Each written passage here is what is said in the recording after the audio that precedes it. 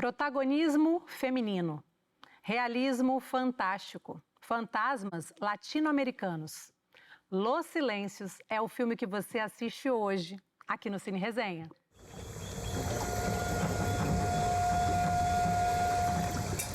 Fugindo de conflitos armados das guerrilhas colombianas, Amparo e seus 2 filhos, Núria e Fábio, chegam a uma ilha misteriosa na floresta amazônica, entre a fronteira do Brasil com o Peru e a Colômbia. Quando chegam na nova moradia, Núria descobre que o pai, supostamente morto, se esconde em uma das casas da ilha. Com medo de trair esse segredo, ela cai em um silêncio profundo, enquanto Amparo busca receber uma indenização pela morte do marido. E eu converso agora com Beatriz Sainer, que é a diretora do filme, e também converso com Maria Caú, que é professora e crítica de cinema. Muito bom ter vocês aqui hoje com a gente. E lembrando que logo após essa nossa conversa aqui, a gente vai assistir ao filme na íntegra. Bom, Beatriz, eu queria que você contasse pra gente como foi a pesquisa, o desenvolvimento e quanto tempo você levou para fazer esse filme. Foram muitos anos, acho que foram 7 anos de pesquisa e de desenvolvimento desse roteiro, que teve muitas versões. Ele começou com uma história que uma amiga minha contou da infância dela, colombiana, migrando para o Brasil, que o pai dela tinha desaparecido e ela veio para cá e ela tinha essas memórias do pai dela e ela não sabia se essas memórias eram de verdade ou não, ela nunca pôde depois conversar com a mãe dela sobre aquilo. E foi lindo, assim, ela me contou essa história e aí eu falei, nossa, bacana, tá? Muita gente vem contar histórias falando, essa história dava um filme, né? Mas normalmente não dá. E eu não parava de sonhar com aquilo, não parava de sonhar. Eu falei, vou começar a escrever um pouquinho, vou pegar, enfim, pôr aqui num papelzinho do lado. E aí eu comecei a escrever e comecei a pesquisar, e enfim, comecei a ir nas comunidades colombianas, ali em São Paulo. Resolvi fazer uma viagem ali para a zona onde ela tinha crescido. Enfim, comecei a pesquisar, entrevistei mais de 80 famílias colombianas vivendo no Brasil. Fui para Manaus com o apoio do Ibermédia, que é um fundo maravilhoso latino-americano que apoia, né, o desenvolvimento de roteiros. E foram muitos anos assim de escrita, de reescrita, de muita pesquisa. Eu gosto demais assim de pesquisar. Você também ainda tem essa coisa com ouvir as histórias de verdades e a partir daí criar os personagens e criar as tramas, os arcos. Então foram cerca de 7 anos até filmar. Nossa, bastante tempo, né? Eu fiquei muito curiosa em relação à Ilha da Fantasia. Ela existe mesmo? Ela fica muito tempo embaixo d'água? E como é que foi gravar numa locação como essa? Então ela existe. E foi muito interessante, porque eu tinha essa vontade de fazer um filme que se passasse nessas casas de palafitas, em que a água, né, do rio que está passando ali embaixo fosse subindo, subindo, subindo, enquanto a personagem principal, que é uma mãe que está passando por um processo de luto, chega uma hora que ela transborda essa água, né? Então a água entra dentro da casa e depois sai pelo olho dela. E a gente estava buscando comunidades em Manaus, procurando essa locação. A comunidade que a gente tinha achado acabou sendo destruída, e aí o produtor de locação, que é o Sidney Medina, que estava trabalhando comigo, ele era colombiano, imigrante, né, vivia lá em Manaus, falou, você precisa ir lá na fronteira, você vai encontrar lá você vai achar essa locação perfeita que você está procurando. E aí, finalmente, né, fui para lá, para Tabatinga, Letícia, essa região ali de fronteira, e aí a gente encontrou lá a Ilha da Fantasia, que é uma ilha que surgiu no Rio Amazonas. Com o aquecimento global, o Amazonas está baixando, então estão surgindo várias ilhas já há um tempo e as pessoas estão indo morar nesses lugares, né? Então a Ilha da Fantasia especificamente, ela fica na frente de Letícia e cada lado da ilha dá para um país. Um lado dá para o Brasil, um lado dá para Santa Rosa, no Peru, e o outro lado dá para a Colômbia, né? E faz acho que uns 20 anos, né, que as pessoas começaram a ir morar lá, e é uma ilha muito bonita, mas que é isso, ela passa boa parte do ano embaixo da água, que é o inverno deles, né, que pra gente seria mais ou menos de novembro até fevereiro, assim, a água sobe, então fica todas as casas, algumas alagadas, outras conseguem ficar em cima, né, depende da maré, e depois seca, e aí eles ficam com uma outra paisagem completamente diferente. É lindo, é muito cinematográfico. Pro filme que eu estava fazendo era muito A gente está falando de pessoas que estão nessa situação assim entre a vida e a morte, né? Que está tratando dessa questão do desaparecimento dos seus familiares, que está querendo migrar, mas ao mesmo tempo tem que deixar as suas raízes. Então, que a gente está sempre nesse lugar assim de fronteira. E o elemento da água também é muito bacana para lidar com isso, né? Você está ali, você perde o chão, né? Você está em cima da água, enfim, espelhando o céu. É um elemento de transição. Numa situação dessa? Não, para gravar é uma loucura, porque era barquinho para tudo quanto é lado. Nosso principal meio de transporte era essas rabeta, né, que chamam, que vai e tal. A gente gravou em 3 períodos diferentes, porque a gente queria pegar o rio, né, em diversos... Vocês tiveram que fazer várias viagens? A gente foi 3 vezes para lá, isso fora a pesquisa, né? Aí filmou em janeiro, com a água mais para cima, a cena que as meninas vão com os barquinhos, né, e passando embaixo das casas, olhando pelas frestas e tal. E depois filmou em julho com a água mais baixa. Aí a gente teve que construir uma ponte para chegar na Ilha da Fantasia, porque a água, quando baixa, fica tão violenta, tão rápida e tão forte que ficava perigoso de ficar indo com a produção com o barquinho. E aí a gente tinha um barquinho para direção, um barquinho para o som, um barquinho para o figurino, um barquinho para comida, então era quase assim um enxame de barquinho que ia para o lugar. Aí tinha vez, sei lá, ia filmar em tal lugar e cadê o som? Que não chegou o som, tem que filmar, cadê o som?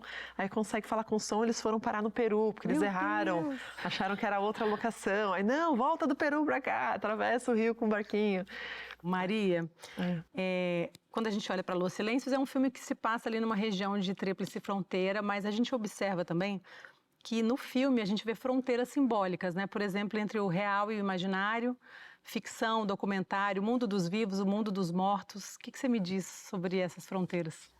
Eu acho que a primeira coisa que salta aos olhos quando a gente vê Los Silêncios é isso, é um filme de fronteira, né? Eu escrevi um texto sobre o filme que logo no início eu boto a definição do Aulete de fronteiras e falo, esse filme cumpre e tem todas as definições de fronteiras no bojo do filme. Porque a gente tem ali a fronteira física, né, um lado é Colômbia, Peru, Brasil, mas a gente tem a fronteira do cinema, né, as fronteiras do gênero, porque não só tem elementos documentais no filme, mas o filme trabalha com, a princípio, um drama muito realista, né? Você está falando das Farc, você está falando de conflito armado, você está falando de toda uma série de situações geopolíticas muito importantes da América Latina e você tem vários elementos de dramas familiares nesse estilo. E aí, de repente, você tem ali a fronteira do cinema fantástico, né? Que vem muito fortemente através dessa coisa da figura do fantasma. Que no cinema é uma figura carregada de um simbolismo muito específico, porque está sempre muito ligada ao cinema de terror, né? Ao cinema de horror. E ali, o fantasma é uma figura extremamente diferente, né? Porque o fantasma não é para nos dar medo. Quando a gente vê um fantasma no filme, geralmente a função dramática dele é assustar as pessoas ou causar situações de mistério. E ali a gente tem uma outra coisa, e o que me chama muita atenção na figura do fantasma no filme da Bia, é a fragilidade do fantasma. Ela mostra a fragilidade do fantasma. O que é o fantasma como personagem? Ele é alguém que está perdido entre o mundo dos vivos e o mundo dos mortos. Ele está num limbo. Tem vários limbos no seu filme, né?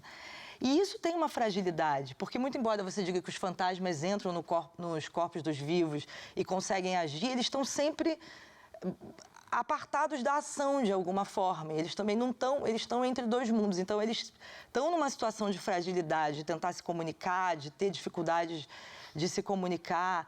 Então, o filme trabalha essas fronteiras muito bem. E essa é a terceira fronteira que eu reparo muito no filme, que é justamente essa fronteira entre a vida e a morte, né? Esse limbo em que essas pessoas estão.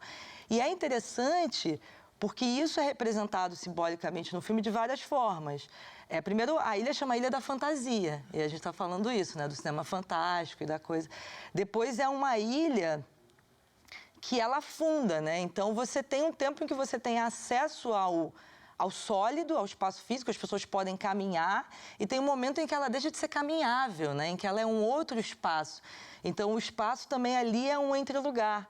E é muito interessante que o filme começa com um barco, com alguns dos elementos que seriam do cinema de horror, né? Um barco na noite, atravessando com uma névoa. E eu li o roteiro do filme, a Bia descreve isso de uma forma super interessante. Ela fala a névoa do rio, até usando uns excessos que não são tão comuns em roteiro cinematográfico, mas que dão todo esse clima. E a primeira coisa que você pensa, assim, claro, existe isso nas tradições de indígenas e ancestrais. Eu acho que a ancestralidade é uma coisa que une todos os seus filmes, né? Você está falando isso e tem essa coisa da ancestralidade muito forte. Mas uma das coisas que eu penso logo é no barqueiro Caronte da mitologia grega, que é a pessoa que leva, que transporta as pessoas pelo rio para ir para o Hades, que é o mundo dos mortos. Então, eles estão entrando num transporte ali. Então, eu acho que esse filme faz a gente pensar em fronteira de uma forma muito, muito complexa, muito bem articulada no roteiro. O roteiro é muito inteligente. Não, e eu quis muito, assim, essa coisa dos fantasmas. Foi esse filme é uma coprodução com a França também. E até o último momento, o meu querido produtor francês ficava falando assim, você não acha melhor colocar umas cicatrizes para as pessoas verem quem é fantasma, não sei o que, bem claro, não sei o que. Falei, não, elas vão entender.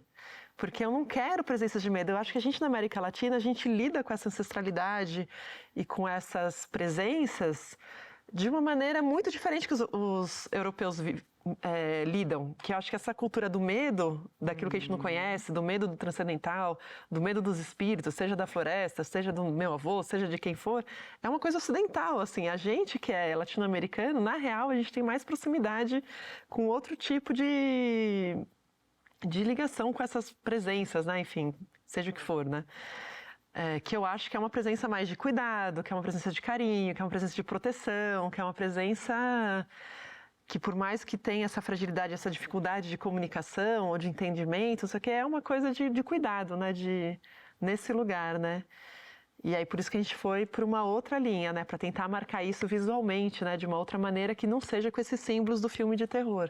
Eu também estava querendo saber sobre o elenco, né? A gente vê ali, de um lado, 2 atores profissionais ali muito acostumados com cinema, Marleida Soto, Henrique Dias, né? E eles ali trabalhando com atores da região, né? Como é que foi essa troca? E eu também queria saber sobre a preparação das crianças, porque elas tiveram que fazer uma atuação muito profunda ali. Como é que foi isso? Não, eles são incríveis, né? O Henrique e a Marleida, assim, é um prazer ficar vendo eles atuarem. Era difícil falar corta, porque era tão bom ver os dois atuando, que eu falava, ai, vamos ver mais, continua.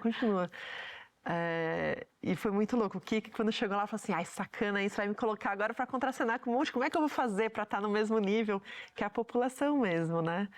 Então, todas as outras pessoas da Ilha da Fantasia, quando eu descobri essa locação, eu falei, não, vou incorporá-las.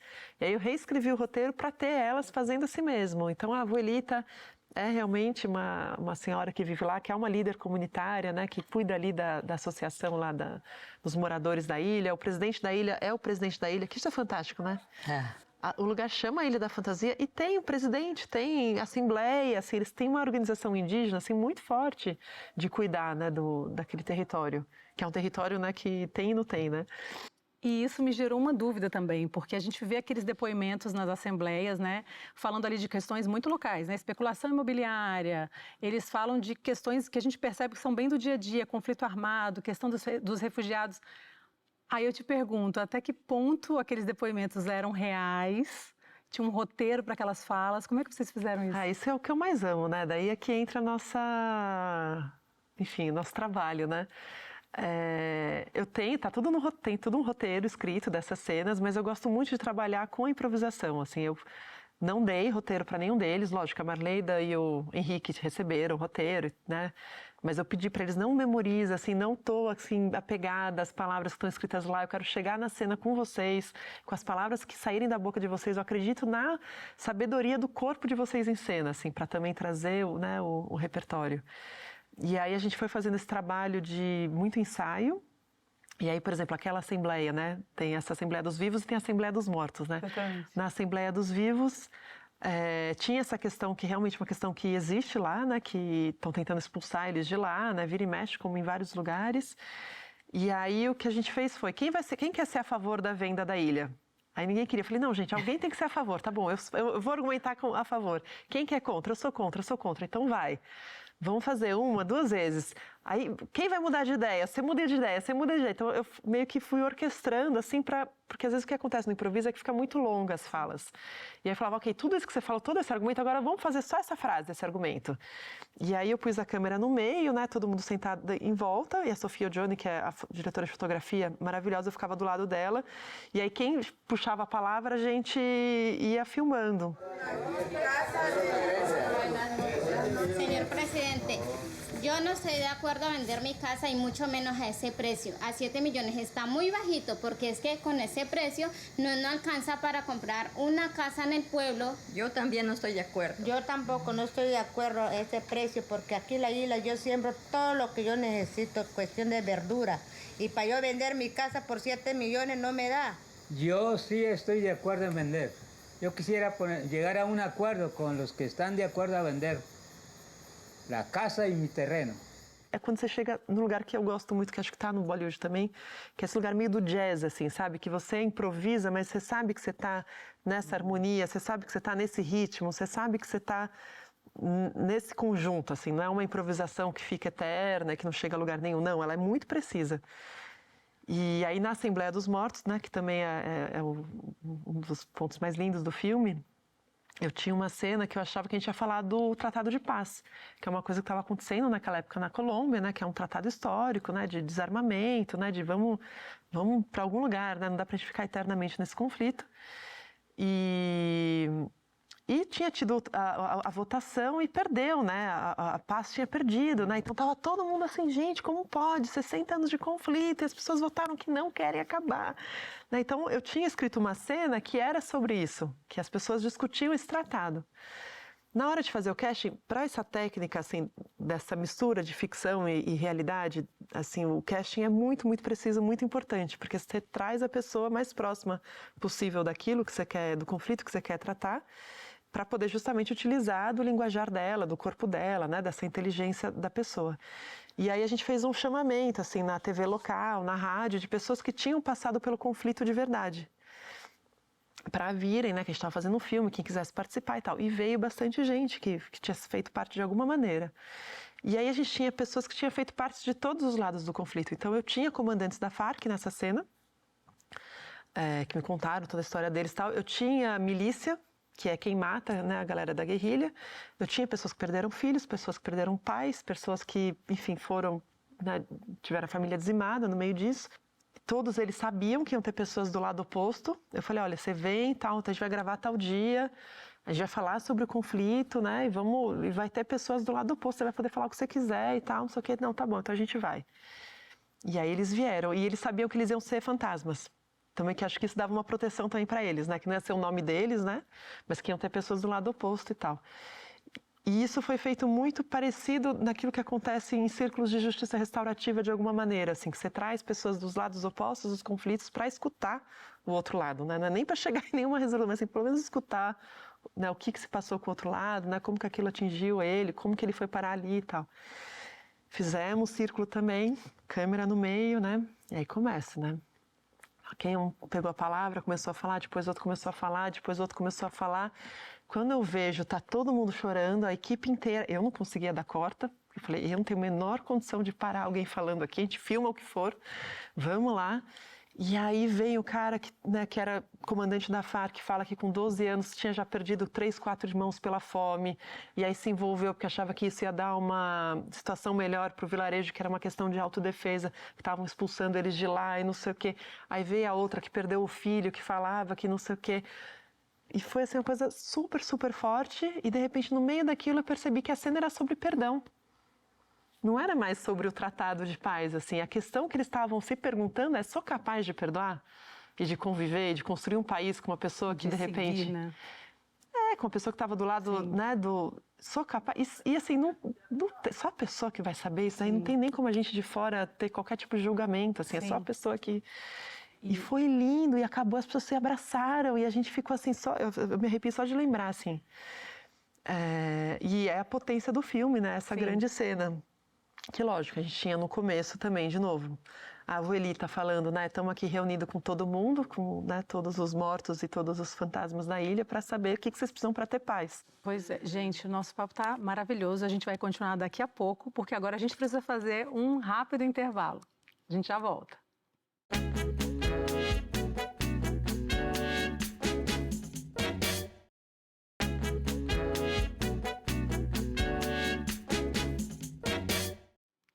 Estamos de volta com o Cine Resenha e hoje eu estou aqui com Beatriz Sainer, com Maria Caú e continuando aqui o nosso papo. Lembrando que depois da nossa conversa a gente tem a exibição do filme na íntegra.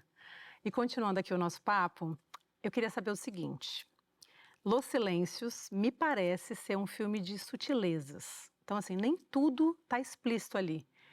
Qual a medida que você usa para chegar no tom do que deve ser realmente dito no filme?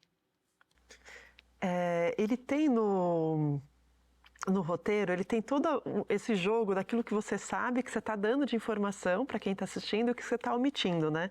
E que vai ser revelado mais para frente. Mas para mim tem essa medida da sutileza, para mim é uma medida do... não sei, que vai de gosto, né, assim, mas eu acredito muito na inteligência do espectador. É isso que eu ia te falar, você eu confia demais, que o espectador vai trazer ali alguma coisa? Eu tenho assim, certeza, eu falo, gente, se eu entendo, por que ele não vai entender? Eu não concordo, assim, sabe, quando as pessoas falam, não, as pessoas não vão entender nada. Tem que dar tudo mastigadinho. Tem que dar tudo. Eu falei, não, gente, as pessoas conseguem. E eu gosto muito dessa ideia da pessoa ser partícipe daquilo.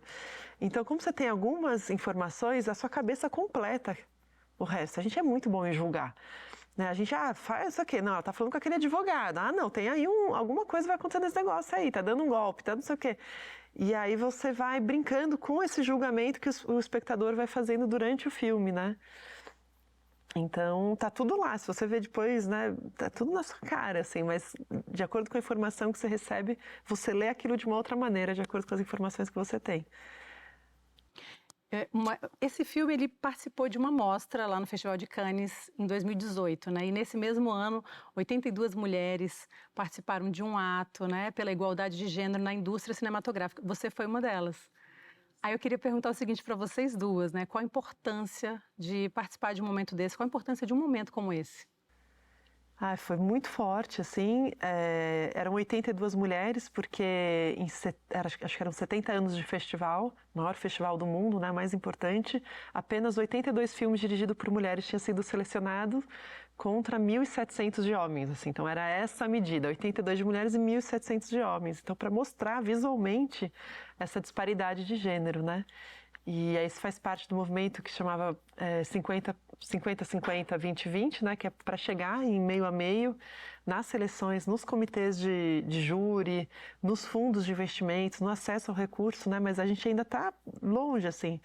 A gente ainda vê que os filmes dirigidos por mulheres não ocupam nem 20%, né, das salas. A questão da crítica também é super cruel, assim, você vai ver nos jornais e revistas. 90% ainda são pontos de vista de homens, né? Ainda não tem tantas mulheres. Eu acho que é isso se reflete muito na crítica. Existem muito menos críticas mulheres do que críticos homens. E existem pesquisas, inclusive, que mostram que críticos homens assistem menos filmes dirigidos por mulheres e menos filmes protagonizados por mulheres, se interessam menos por histórias de mulheres. Então, isso também reflete nos filmes que são divulgados, nos filmes que são mais resenhados. Inclusive, eu faço parte das Elviras, que é um coletivo de mulheres críticas de cinema, que tentava um pouco reverter essa situação. Porque se você olhar na mídia escrita, em vários lugares, você vai ver que tem uma disparidade muito grande de gênero na crítica. E eu digo mais, as mulheres são muito mais atacadas por críticas que elas escrevem, assim. Então, se eu escrever uma crítica, independente de... E muitas vezes eu estou apontando o machismo de um filme. Eu recebo retaliações muito mais pesadas, desde comentário nas redes sociais, até retaliações mesmo ao vivo, com realizadores, homens, que ficam ofendidos, aí que vêm dizer que eu não sei nada de cinema, que eu não entendo nada de cinema. Isso é um processo que acontece muito. E isso está em em boa parte das áreas do cinema. É uma coisa que vai se retroalimentando. Então, eu acho que sim, a maior presença não só de mulheres na crítica, mas de pessoas negras, de pessoas LGBTQIA+, de pessoas com deficiência, de pessoas de um olhar descentralizado, porque ainda é muito ligado no eixo Rio-São Paulo, a própria produção de filmes, todas essas coisas.